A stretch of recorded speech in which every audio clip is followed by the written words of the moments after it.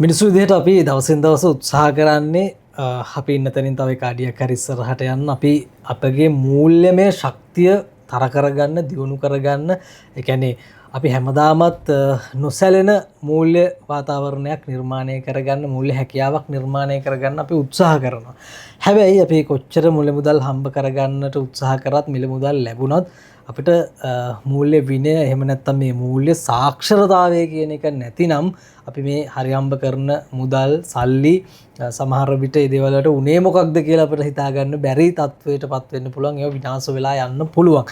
ඒ නිසා මූල්‍ය සාක්ෂරතාවය පිළිබඳව අපි ටිකක් කතා කරමු. මේක පෞද්ගලිකව අපේ ගෙදර ඇතුලේ පෞද්ගලිකව තමන්ට එතනින් එහාට ගියාම අපේ සමාජය සහ රට ලෝකය කියන මේ හැම තැනටම පොදුවේ අපිට කතා කරන්න පුළුවන් කාරණයක්. ඉතින් හැමදාමත් වගේ මේ කාරණේ පිළිබඳව අපිට කියලා දෙන්න මේ මූල්‍ය සාක්ෂරතාවය පිළිබඳව අපව දැනුවත් කරන්නට අපේ ගෞරවනීය වෛද්‍යතුමන් වෛද්‍ය උදාර සම්පත් ගුණවර්ධන මැතිතුමා දවසේදීත් මැදිරියට පැමිණියා. ආයුබෝවන් ඔබතුමන්ට බොහොම ගෞරවයෙන් පිළිගනු ලබනවා අපේ කතා බහට. දැන් අපි මේක පොදුවේ කතා කරනකොට වෛද්‍යතුමනි මේ මූල්‍ය සාක්ෂරතාවය කියන කාරණේ අපි මුලින්ම අපේ රටත් එක්ක සම්බන්ධ කරලා කතා බහ කරමු. මොකද මේක කාලීන කතා බහකුත් බවට පත් වෙයි. මොකද දැන් මේ කාලවකවානුව තුළ අපි මුහුණ දෙන යම් කාරණාත් එක්ක මේ සාමාන්‍යයෙන් ශ්‍රී ලංකාව අනිකුත් රටවල් වලට සාපේක්ෂව ශ්‍රී ලංකාව තුළ මේ මූල්‍ය සාක්ෂරතාවය කියන එක කොයි වගේ තැනකද තියෙන්නේ කියන එක අපි ආරම්භයක් විදිහට කතා බහ කරන්න යමු කරගමු. දියුණු රටවල් ස්විට්සර්ලන්තය, ස්වීඩනය, ඇමරිකාව, සිංගප්පූරුව, ජපානය ඒ වගේ රටවල් සාපේක්ෂව ලංකාවේ මූල්‍ය සාක්ෂරතාවයේ අඩුවක් තියෙනවා. හැබැයි සතුටු වෙන්න තියෙන කාරණේ තමයි පසුගිය අවුරුදු 10 වගේ කාලය තුල සමහරට අපිට ආපු ආර්ථික අර්බුදත් එක්ක දැන් මූල්‍ය සාක්ෂරතාවයේ දැන් වේගයෙන් ලංකාවේ වැඩි වෙනවා. ඉතින් ලංකාවේ මූල්‍ය සාක්ෂරතාවය වැඩි වෙනවා. ඒ ගැන සතුටුයි. තාමත් අපි අනිත් දියුණු රටවල් වලට සාපේක්ෂව මූල්‍ය සාක්ෂරතාවයේ ප්‍රායෝගික මට්ටමින් විශේෂයෙන්ම බලන්න ප්‍රායෝගික මට්ටමින් ඉන්නේ පහළ තැනක. සමහරට දැනුම කියන එක පොතේ තිබුණත් වැඩක් නැහැ. ප්‍රායෝගික මට්ටමින් ගත්තාම පහළ තැනක ඉන්නේ. සමහරට දැනුමෙන් අපි ඉන්නේ දැනුමට වඩා අපි වැදගත් වෙන ප්‍රායෝගිකව කොච්චර අපි ක්‍රියාත්මක කරනද කියලා. ඒ නිසා අපිට තව දියුණු වෙන්න තියෙනවා. පහුගිය අවුරුදු 10 තුල වාර්තා ගත්තම ලංකාවේ මූල්‍ය සාක්ෂරතාවයේ ඉහළ යෑමක් තියෙනවා. ඒ ගැන සතුටුයි. ඔව් පැහැදිලිවම වෛද්‍යතුමනි එතකොට මේ මූල්‍ය සාක්ෂරතාවය කියන එක මේ හැම කෙනෙකුටම මේක වැදගත් වෙන්නේ ඇයි කියන එක සහ මම කැමති එතනටම සම්බන්ධ කරන දැන් අපි ඔබතුමා කිව්වා දැන් වෙන රටවලට සාපේක්ෂව අපේ රටේ අඩුයි කියන කාරණේ මූල්‍ය සාක්ෂරතාවය. එහෙම වෙන්න බලපාන හේතුව මොකක්ද කියන එකත් අපි පොඩ්ඩක් මතක් කරගෙන මේක හැම දිනාටම වැදගත් වෙන්නේ ඇයි කියන එකත් මේ කාරණා දෙකටම පොඩ්ඩක් පැහැදිලි කිරීමක් කරගත්තොත්. අපි මං හිතන්නේ ඉස්සරින්දම අපි කියන්නේ දැන් අපේ අම්මලා තාත්තලා මගේ අම්මා තාත්තා වුණත් සල්ලි ගැන එච්චර හිතුවේ නැහැ නේද? සල්ලි අවශ්‍ය නැහැ. සේවයක් කරන්න. එහෙමනේ අපිට කිව්වේ සල්ලි පස්සේ යන්න බෑ. හොඳට ඉගෙන ගන්න. එහෙම අපි කියනෝනේ සල්ලි පස්සේ යන්න හොඳ නැහැ. ඉගෙන ගන්න. අපේ සංස්කෘතිය තුළ විශේෂයෙන් ඒ පණිවිඩ එන නිසා වෙන්නේ නැති අපේ මූල්‍ය සාක්ෂරතාව අඩු උනේ පසුවනේ අපිත් මේක ඉගෙන ගන්න. නමුත් අපිට කියන්නේ මේ ඉගෙන ගන්න, බිස්නස් කරන්න එපා, ඉගෙන ගන්න, සල්ලි ගැන යන්න එපා කියලානේ අපිට ඉගන්නේ පොඩි කාලේ. මම හිතන්නේ අපේ පරම්පරාවත් එහෙම වෙන්නේ නැති. ඒක වෙන්නේ නැති අපිට මං හිතන්නේ අඩු උනේ. ඉතින් අපිට මූල්‍ය සාක්ෂරතාවයේ ඉතින් වැදගත්කම තියෙන්නේ මේක හැමදෙනාටම වැදගත්කම තියෙන්නේ අද කාලේ හැම දෙයකටම මුදල් අවශ්‍යයි. මුදල් වලට යට වෙන්න නෙමෙයි කියන්නේ. මුදල් නැති වුණොත් ඒකෙන් ගැටලු ගන්නවක් වෙනවා. මම උදාහරණයක් ගන්න දැන් පවුලක මුදල් නැති වුණොත් ඒකෙන් දරුවන්ට බලපානවා. දරුවන්ට ආහාර වලට බලපානවා. මන්ද පෝෂණ තත්ත්වයක් එන්න පුළුවන්. එහෙම නැත්තම් ඒ ගෙදර තියෙන ඒ කියන්නේ ගෙදර සම්බන්ධතාවයට අවශ්‍යතා ඉගෙනීම දරුවන්ට දෙන්න බැරිනම් ප්‍රශ්න එන්න පුළුවන්. ගෙදර බිරිඳ සහ ස්වයං පුරුෂ අතර තියෙන සම්බන්ධතාවවලදී මේක පැන්නගෙන පුළුවන් මූල්‍යමය ගැටලු නිසා එහෙම වෙන්න පුළුවන්. ඉතින් ඒක නිසා අපිට තේරෙනවා දරුවන් උගන්වන්න ආහාර දෙන්න දැන් 2007 තිබුණ උනත් උගන්වන්න ආහාර වලට මූලික අවශ්‍යතාවලට මුදල් අවශ්‍ය වෙනවා. ඉතින් මුදල් කළමනාකරණය කර ගැනීමත් මුදල් හරි නිවැරදි ක්‍රමයට උපයා ගැනීමත් ඉතුරු කර ගැනීමත් වගේ කාරණා ගැන හැම දිනම දැනුවත් වෙලා හිටියට ගැටලුවක් නැහැ. දැනුවත් නැති වුණොත් තමයි ගොඩක් ප්‍රශ්න තියෙන. රටක් විදිහට ගත්තත් මේ මූල්‍ය සාක්ෂරතාවය නොමැතිකම නිසා බොහෝ දෙනා අපේ තරුණ කොටස් දැන්ට අවුරුදු 20ක විතර පමණ සිට පොඩි දෙයකින් සතුටු ලෙතනින් නවතිනවා. හැබැයි මුල් අවුරුදු 5-10ක් විතර මහන්සි වෙන්නේ නැහැ. ඉන්දියාවට සාපේක්ෂව අපි එතන ලොකු පල්ලෙහා පසුබැසීමක් වුණා. ඉතින් අපි සමහරට ත්‍රිරෝධයක් අරගෙන හරි පොඩි දෙයක් අරගෙන අපි ඇති කියලා නවතිනවා. හැබැයි ඔහුන්ට එහුගේ මේ කැපැසිටි එක නැත්තම් ඔහුගේ ධාරිතාවේ තියෙනව ගොඩක් ඊට වඩා. ඉතින් ඔහුන්ට ලොකු ලංකාවේ මේ ව්‍යාපාරික වෙන්න තිබිච්ච මේ අවස්ථාවක් නේද? එහෙම අවස්ථා තිබුණ අය නැත්තම් විදේශ රටවල යන්න තිබෙන විශ්වවිද්‍යාල යන්න තිබිච්ච ළමයි අපිට එක තැනක නතර වුණා. ඒ දේ නරකයි කියලා කියනව නෙමෙයි. අපි එතනින් ඇති කියලා නැවතුවා. ඉතින් මේ ගැන අවබෝධයක් තිබුණා නම් මුදල් වල සහ මුදල් උපයන්න රටට කොහොමද මුදල් ගේන්නේ කියලා තුනන් එහෙම නවතින්නේ නැහැ. ඉතින් ඒක නිසා මුදල් ගැන අපි හැමෝම දැනුවත් වෙන්න අවශ්‍යයි කියලා අපිට මේ උදාහරණ වලින් තේරෙනවා. එහෙම දැනුවත් නොවීම තුලම තමයි අර පොඩි දෙයකින් සතුටල නවතින්නේ. ඊට පස්සේ ඔවුන් ජීවිත කාලෙම ඒකට කොටු වෙනවා. දැන් අපි උදාහරණයක් ගත්තේ කිසිම රැකියාවක් පහත් කරන්න නෙමෙයි. හැබැයි අපි එහෙම නවත්තපු දරුවන්ට අපේ සමහරට විවිධ රැකියාවලට ගිය දරුවෝ එතනින් නැවතුණා. සමහරට ගලුම් ශේෂ්ත්‍රය වෙන්න පුළුවන්. එහෙම යන්න එපා කියලා. ඒ නැවති සමහර දරුවෝ ඉන්නවා. එතනින් එහාට ගිහලා හොඳ දැවැන්ත මුදල් උපයන්න නැත්නම් අධ්‍යාපනයෙන් ඉහළට යන්න. එහෙම තිබුණ අය අපිට හැමදාම අර පල්ලෙහා ඉන්න තත්ත්වයක් තිබුණා. සමහරට ඒ දරුවන් විදේශ රටක ගිහලා හොඳ තැනක මූල්‍යමය කළමනාකරණය කරලා ඊට පස්සේ ඉහළට යන්න තිබිච්ච අවස්ථා තිබිච්ච අය. ඉතින් එහෙම නැති උනේ අපේ මේ දැනුම නැති නිසා. පැහැදිලිව මේ දැනුම ලබා දීමේ ක්‍රමවේදය මම හිතන්නේ කර පාසල් මට්ටමේ ඉඳලම ඒක යොමු කරන්න තිබුණා නම් මම හිතන්නේ අර ප්‍රායෝගික දේවල් වලට යොමු කරන්න තිබුණා නම් කියන මම හිතන්නේ එහෙම තත්ත්වයක් තිබුණා නම් ඊට වඩා යහපත් තත්ත්වයකට අපේ රට ලෝකයේ සහ මේ අපේ සමාජය අරගෙන එන්න තිබුණ වෛද්‍යතුමනි මේ එතකොට අපිට කතා කරන්න අවශ්‍ය වෙන තව කාරණයක් තමයි මේ මූල්‍ය සාක්ෂරතාවයේ තියෙන මූලික ලක්ෂණ පිළිබඳව අපි මේක පොඩ්ඩක් සිහිපත් කරගෙන කතා කරමු. මූලික ලක්ෂණ මොනවද කියන්නේ? මේක අපි මූලිකවම මේ වැඩසටහන ඉතාම වැදගත් වෙනවා. මොකද හැම දිනාටම මේක බෙදා ගන්න නිසා අපි සරලව විස්තර කරමු.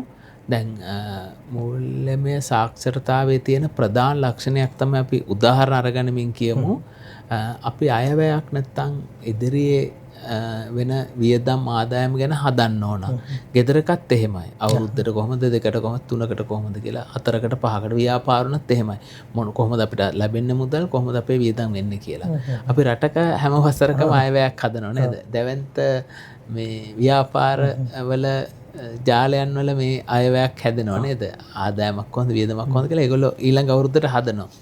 ගෙදරක හැදෙන්නේ නැහැ. ඒතකොට මූලිකම ගෙදරක අපිට ඊළඟ අවුරුද්දේ ආදායම කොහොමද, වියදම කොහොමද, අපිට ඕන මේ අලුත් අවුරුද්ද වෙනකොට එහෙම ගන්න පුළුවන්.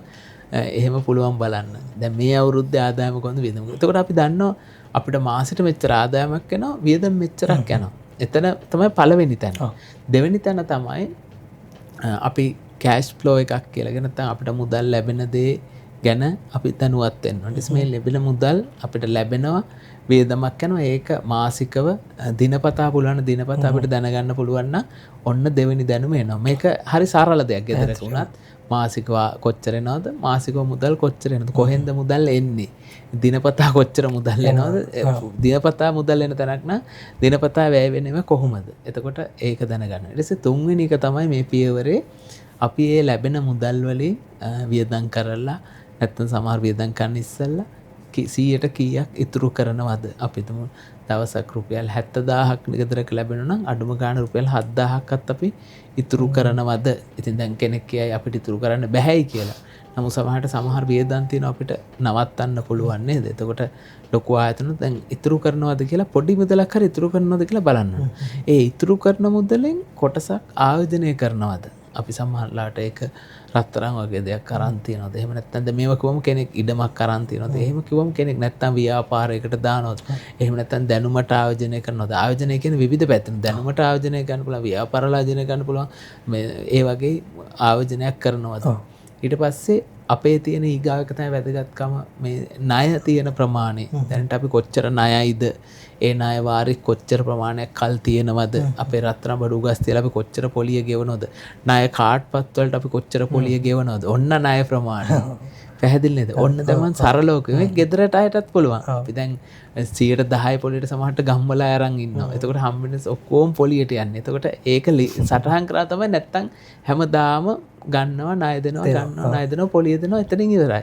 එතකොට ඒකේ අවබෝධය. ඔන්න දැන් මම සරලව කියපු ඔය කරුණු ටික ගත්තාම ඔන්න එනවා. ඊට පස්සේ අවසානයේ එන මූල්‍ය සාක්ෂරතාවේ ඔබ කොච්චර මේකෙන් ඒ කියන්නේ පැසිව් ඉන්කම් එකක් එන්නේ නැත්නම් ඔබ ඒ කියන්නේ මාසිකව ඔබට ආදායමක් කරන කොච්චර යොමු කරලා තියෙනවද? ඔන්න ඔය ටික පිළිබඳ දරුවන්ට දැනුම දුන්නා නම් දරුවෝ රැකියාවට ගියාට පස්සේ පොඩි කාලේ ඉඳන් මේක හුරු වෙලා එතනට යොමු වෙනවා. එහෙම නැති වුණාම වෙන්නේ දරුවෝ සමහර මම දන්නවා රැකියාව අවුරුදු 3ක් කරලා තිනවා 4ක් කරලා තිනවා අතේ මේ ඉතුරු කරගත්ත නැහැ. එතකොට එහෙම වෙන්න අමාරුයි. එක්කෝ ඒ පඩි ගෙවන එකේ ප්‍රශ්නයක් තියෙනවා. එහෙම නැත්නම් තමයි ලබන කෙනාගේ වේදමේ ප්‍රශ්නයක්. ඔය දෙකෙන් එකක් වෙන්න ඕනේ. එතකොට එහෙම හේතුවක් තියෙන පුළුවන්. එතකොට දැන් අපේ දරුවන්ට පුරුදු කරලා තියෙන විශ්වවිද්‍යාල දරුවන්ට මේක පුරුදු කරලා තියනවා. ඊට පස්සේ අපේ මේ ඒ කියන්නේ රැකියා කරන තරුණ වයසේ දරුවන්ට කියා දෙනවා. ව්‍යාපාර කරන දරුවන්ට කියා දෙන්න ඕනේ. ඊට පස්සේ අපි ත්‍රිවිල් එකක් එලවන මහත්තයෙක් කියලා ඒ මහත්තයාටත් මේක කියා දුන්නොත් ඒ මහත්තයා ඔන්න දවස් රුපියල් 100 එකතු කරලා ආයෝජනයක් කරන්න පුළුවන්. හැබැයි නැත්තම් එයාට කියා දීලාම තියෙන්නේ අනේ මේකේ නෝ නැති වෙනවා කියලා. දැන් මේවා කියා දීලා නැහැ. කියා දෙන්නේ නැතිකමෙන් මිනිසුන් දුප්පත්කමෙන් දුප්පත්කමට යනවා. ඉතින් දුප්පත්කමට හේතු රටක් විදිහටත් රටෙත් ඒක බලපානවා හැමතැනම. ඒ නිසා රටක, ගෙදරක, විදුහලක මේ මූල්‍යමය සාක්ෂරතාවය කියන එක ඉතාම වැදගත් විෂයක්. මේක විෂය පොත්වලට එන්න ඕන විෂයන් විදිහට නේ අපි ඉගෙන ගන්නවා, භාෂාව ඉගෙන ගන්නවා, අනිත් ඒවා විද්‍යා ගණිතය වගේ මේක වෙනම හැම දරුවටම උගන්වන්න ඕන මූල්‍ය සාක්ෂරතාවය කියලා. ඒ වගේම හෙල්ත් එක උගන්වන්න ඕන. ඒ වගේ මේකත් උගන්වනවා. එහෙම ගන්න තැනකට ආවොත් දරුවන් මේ පිළිබඳ හොඳට දැනුවත් වෙනවා. දැනුවත් වෙලා ඔවුන් රටට බරක් නොවි ක්‍රියාත්මක කරනවා. තව එක තැනක් මතු කරන මේ මූල්‍ය සාක්ෂරතාවය නැති නිසා අපේ මේ ආයතන දැන් ආයතන ගතාව පළාත් සභාවක් කියමුකෝ. ඒ වගේ තැන්වල වුණත් අර හැමදාම ආදායම් වියදම අපිට නගර සභාවක් වෙන්න පුළුවන්. හැමදාම ආදායම් වියදම ගත්තම ඉතුරු කරන්නේ නැහැ. හැමදාම අපි ණය වෙනවා. රටත් ණය වෙනවා. ඉතින් අපි ඒ රාජ්‍ය ආයතන වලටත් එහෙමයි. මොකද රාජ්‍ය ආයතන වලටත් මේ මූල්‍ය සාක්ෂරතාවය කියා දෙන්න. හැමදාම ප්‍රධාන ආණ්ඩුවෙන් සල්ලි ගන්න, ප්‍රධාන තැනින් සල්ලි ගන්න එපා නේද? රජෙන් සල්ලි ගන්න එපා. මධ්‍යම මේ තියෙන තැනින් ගන්න නැතුව තමන් සුවම් පෝෂිත වෙන්න කියලා උගන්වන්න වෙනවා. එහෙම ඉගෙනුවේ නැති වුණොත් හැමදාම ඒක බරක් වෙනවා රටේ ජනතාවට. එච්චරට මේ මූල්‍ය සාක්ෂරතාවය වැදගත්. ඒක පොඩි කෙනාට නෙමෙයි පාර්ලිමේන්තුව දක්වාම පාර්ලිමේන්තුවේ අමාත්‍යවරුන්ට ගරු අමාත්‍යවරු දක්වාම මේක වැදගත් වෙනවා. ජනාධිපතිතුමා දක්වා වැදගත් වෙනවා. හැම දිනාටම මේක වැදගත් වෙනවා. ඔබතුමාට දැන් තේරෙනවද කොච්චර වැදගත් කියලා? කුඩා දරුවාගේ සිට ජනාධිපතිතුමා දක්වා මූල්‍ය සාක්ෂරතාවය ඉතා වැදගත් වෙනවා. පැහැදිලිව මේ කාරණා පිළිබඳව මම හිතන්නේ දරුවන්ට මූලිකවම අධ්‍යයනය තේරෙන වයසට આવම මූලිකව දැනුම විදියට ලබා දෙන්න අවශ්‍ය වෙන කාරණා මේව සහ අනිත් කාරණේ මම ඔබතුමා මේ කියන දේවල් අතරේ මට හිතුණු කාරණේ තමයි අතර මේ අර ආයෝජනයන් පිළිබඳව මීට වඩා අපි කතා කරන්න ඕනේ සහ අධ්‍යාපන ශාස්ත්‍රයට යොමු කරන්න ඕනේ කියන කාරණේ වෛද්‍යතුමනි ඔය කාරණාත් එක්කම මේ සරලව මුදල් ගැන අපි මොනවද දැනගන්න ඕනේ කියන දේ පිළිබඳව පොඩ්ඩක් සිහිපත් කරමු. ඉතාමත් දරුවන්ට දැන් මේ කියන වචන ලොකු වචන හුරු නෑනේ නේද ඔබතුමාලා ගිනුම් වල වචන අපි දන්නේ නෑනේ සමහරට පාළුවෙන්ද කතා කරන ලොකු වචන අපිට දන්නේ නැහැ. හැබැයි දරුවන්ට කියත පුතේ සරලව පෙට්ටි 4ක් ගන්න. මේ පෙට්ටි 4 අරගෙන ඔබට එන ආදායම මොකද්ද කියලා එක පෙට්ටියට දාන්න උගන්වන්න. වියදම් මොකද්ද කියලා එක පෙට්ටියකට දාන්න උගන්වන්න. ඊට පස්සේ ඔබ කොච්චර ඉතුරු කරනවද කියලා එක පෙට්ටියකට දාන්න උගන්වන්න. ඊට පස්සේ ඔබ කොච්චර ආයෝජනය කරන එක පෙට්ටියකට දාන්න උගන්වන්න. එතකොට දරුවා දන්නවා ලැබෙනකොට මට තාත්තා රුපියල් 100ක් දුන්නා නම් ඒක ලියලා 100ක් කියලා එක පෙට්ටියකට දානවා. මගෙන් වියදම් ගියා නම් පන්තියට රුපියල් 100ක් ඔන්න ඒකල අපි තාත්තා 1000ක් දුන්නා. ඊට පස්සේ ඒකෙන් රුපියල් 100ක් ඉතුරු කරා නම් කොටසක් මොනවා හරි කරලා ඒක එක පෙට්ටියට දාන්න. ඊට පස්සේ ඒ 100 කොටසක් අරගෙන ආයෝජනය කරන්න තව පෙට්ටි දෙන්න. පෙට්ටි 4කට දාලා ළමයින්ට කියා දුන්නා නම් ළමයින්ට මේක තේරෙනවා. එතකොට මේක සරලයි. ගෙදර පෙට්ටි 4ක් අදම හදලා ළමයින්ට කියා දෙන්න. මේක මහා මේ ගණිතමය ගන්නේ. මේකට දාන්න පුළුවන් උපුටුම් වචන දාලා. දරුවා එතකොට දන්නවා අතේ සල්ලි කොච්චර එනවද කීයක් තියෙනවද කියලා පෙට්ටි 4කින් වෙනද. අපි ඉදිරියේදී මේ දරුවන් සඳහා මේ වැඩසටහනක් කරනවා. වැඩසටහනක්. ඉතින් ඒක අපිට ඒ වගේ සරල තැනකින් යමු. එතකොට අපිට සරලව ඕක මේ ලොකු අයටත් කරත හැකියි. කොටස් 4කට දාලා මේ තමන්ට ලැබෙන ආදායමත් එක්ක කොහොමද ඒක කොහොමද ආදායම මෙච්චරයි කොලේක ලේලාන වියදම් මෙච්චරයි මේ ඊට පස්සේ ඉතුරු කරේ මෙච්චරයි මේක ආයෝජනය කරවෙච්ච මහිතන ඔය කාරණ පිළිබඳ මේ බෞද්ධ දර්ශනය තුළත් කතාබා කරනවනේ වෛදිතුමනි අපිට සම්බන්ධයනුත් ඉදිරියට දීර්ඝවශයෙන් කතාබා කරන්න පුළුවන් වෙයි.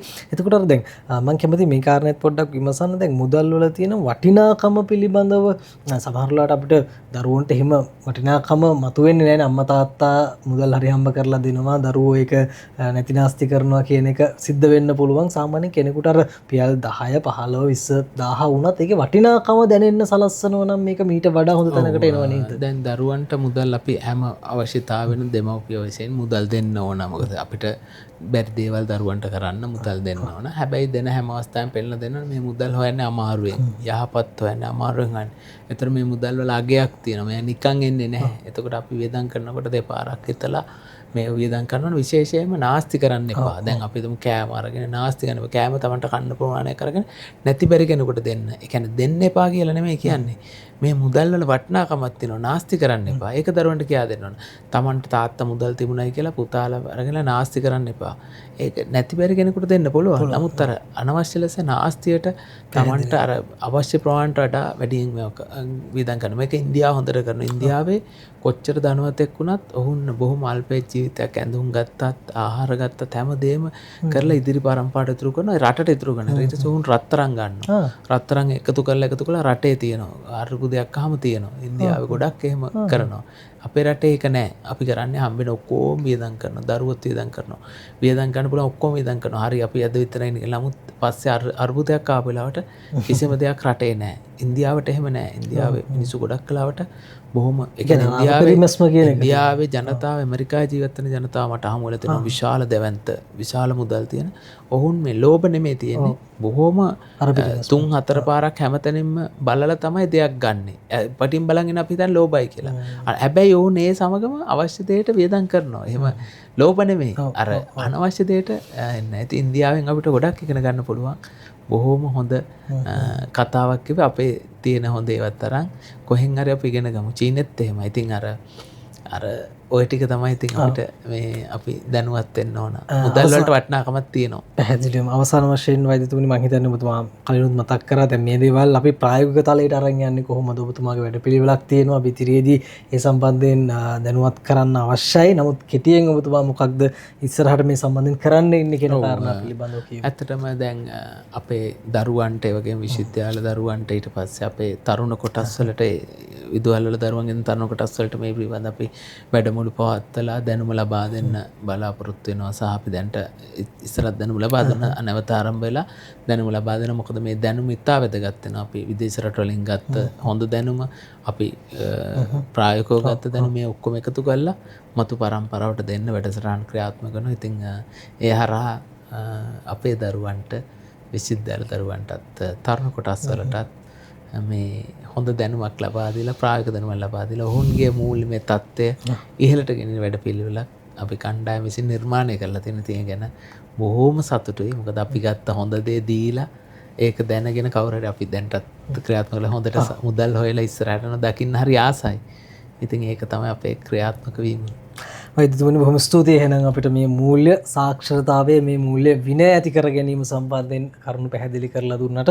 ඉතින් නැවත මේ වැඩසටහන බලන්න කියන එක තමයි මට කියන්න තියෙන්නේ. නාලිකාව subscribe කරන්න. එහෙනම් වෛද්‍ය උදාර සම්පත් ගුණවර්ධන අපේ ගෞරවනීය වෛද්‍යතුමන් එක්ක කතා කරේ. අයිබෝන් ඔබතුමන්ට අපි නැවත මුණ ගැහෙන බලාපොරොත්තු වෙන සමුගන්නවා. ඔබේ අදහස් අපට කියන්න. ඉතින් හැමදාමත් අපේ නාලිකාවත් එක්ක සම්බන්ධ වෙලා ඉන්න සියලු දෙනාටම යහපත් හෙට දවසක්.